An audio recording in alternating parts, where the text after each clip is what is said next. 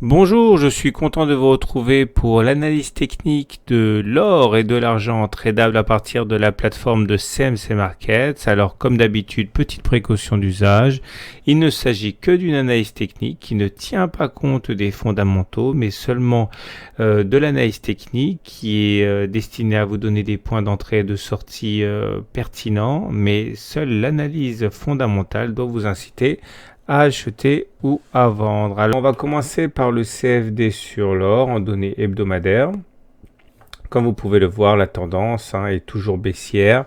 Nous le voyons au fait que les pics sont maintenant clairement descendants, au même titre que les creux. Et on le voit également au fait que nous soyons en dessous d'un moyenne mobile à 20 semaines. Et en ce sens, l'augmentation de la valeur du CFD sur l'or n'y change pas grand-chose, puisque tout s'apparente pour l'instant à un simple rebond technique. Il faudrait en avoir un petit peu plus pour pouvoir déceler une tendance haussière. Pour l'instant, ce n'est qu'un rebond technique dans une tendance de fond qui demeure baissière. On le voit également au fait que sur l'Ichimoku, eh bien, nous sommes toujours en dessous du nuage. Et quand les cours sont en dessous du nuage et que la lagging span est en dessous des cours, on dit qu'on est en tendance baissière. Maintenant, il faut savoir que la lagging span, contrairement aux cours, elle n'a pas cassé le nuage, c'est plutôt un signe d'espoir puisque cette cassure du nuage par les cours peut s'apparenter à un faux signal pour l'instant, même si cela ne signifie absolument pas que l'on ne soit pas en tendance baissière. On est bien en tendance baissière, mais on a un signe d'espoir encore une fois. Mais globalement, c'est baissier. Alors le support de référence en Ichimoku est là, vers les 1120 $, puisque nous avons la Kijun qui fait un plat, et lorsque la Kijun fait un plat, au même titre que n'importe quelle courbe de l'Ichimoku, et bien dans son prolongement, on a un support, et c'est ça qui joue actuellement. Remarquons que les indicateurs techniques donnent toujours la main au baissier, le MACD en dessous de son signal, le RSI en dessous de 50, le momentum est en dessous de 0, donc globalement ça ne change rien, ce sont toujours les baissiers qui sont aux commandes, même si la pression baissière tend à s'affaiblir, et on le voit au fait justement que le RSI tend à remonter un petit peu, et que le momentum a arrêté de baisser. Graphiquement, il semble bien que sur l'or, nous soyons sur un support. On le voit également au Fibonacci. 76,4% de Fibonacci est un niveau qui a retenu la baisse des cours.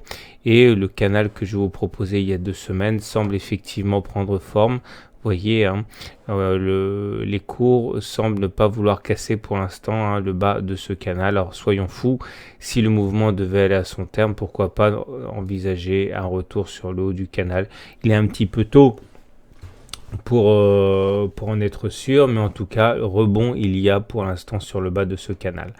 Pour l'argent, il en va de même que pour l'or, la tendance est baissière, les pics sont clairement descendants de même que les creux, et on est en dessous de la moyenne mobile à 20 semaines. Donc oui, c'est baissier pour l'instant, et l'Ichimoku confirme, puisque les cours sont en dessous du nuage, et la lagging span est en dessous des cours, donc tendance baissière, mais là aussi, la lagging span ne confirme pas la cassure du nuage, ce qui laisse planer un doute sur la tendance baissière à moyen terme de l'Ichimoku, puisque la lagging span encore n'est pas sortie du nuage. Par contre, la pression est bien baissière, on le voit sur les indicateurs techniques tels que le MACD qui est sous son signal, le RSI qui est en dessous de 50 et le momentum qui est en dessous de 0. Là aussi, c'est du côté graphique que vient l'espoir. Tout d'abord, on voit bien qu'on est à l'intérieur d'une figure d'élargissement descendante, figure qui se casse plus souvent par le haut que par le bas, c'est statistique.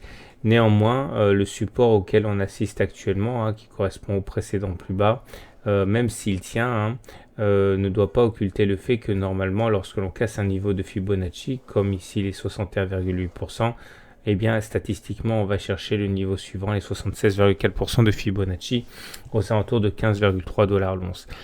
Enfin, et pour terminer, la vague de Wolf, on le voit, est toujours active. 1, 2, 3, 4, 5, ce qui donnait pour objectif le ralliement de la ligne 1, 4, 6. Alors pour l'instant, on rebondit sur le niveau des 15,8 qui correspond à l'objectif intermédiaire du précédent plus bas, c'est-à-dire le point 4. Mais en cas de cassure, il n'y aurait pas beaucoup d'espoir pour éviter un ralliement de la demi-droite 1, 4, 6. Voilà ce qu'on pouvait dire pour l'analyse du CFD de l'or et de l'argent. Retenez surtout que la tendance est baissière, mais qu'on est sur des supports. Il faut espérer que ceux-ci tiennent le plus longtemps possible. Voilà, je vous souhaite une bonne journée, une bonne semaine et également par anticipation de bonnes fêtes de fin d'année.